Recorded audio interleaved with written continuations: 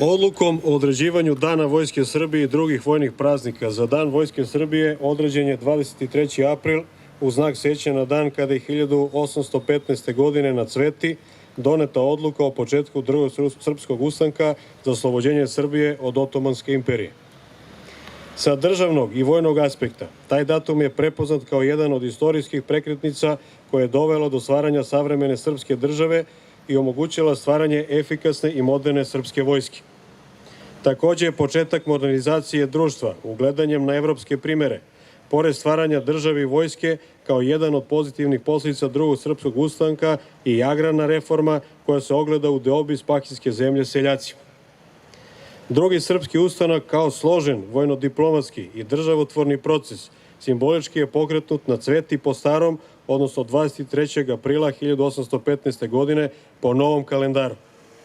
Inicijalno on predstavlja vojni segment srpske istorije, ali u kasnijem periodu su usledile diplomatske i političke aktivnosti koje su dovele do toga da se Srbija oslobodi vrhovne turske vlasti, što je rezultiralo pozitivnim ishodom na duge staze.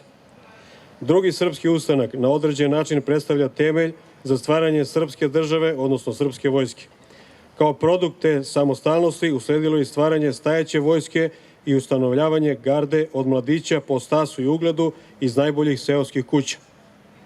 Narodna skupština je ozvaničila naziv soldati, uvažavajući činjenicu da je stvaranje stajeće vojske najpre od upisnika, a kasnije od soldata, prošlo neopaženo od porte.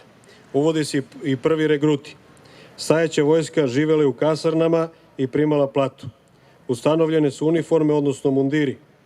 Ove prve formacije srpske regularne vojske bile su uređene po ugledu na austrougarsku vojsku, što je potvrda da su u tom periodu koristile iskustva stranih armija.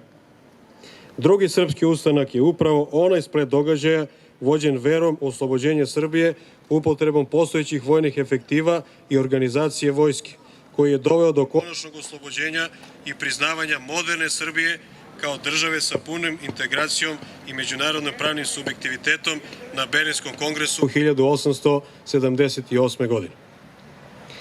Polaganjem venaca na spomenik palim borcima u ratovima od 1912. do 1918. godine odaćemo počast poginulim borcima koji su hrabro i časno položili svoje živote na oltar otadžbine.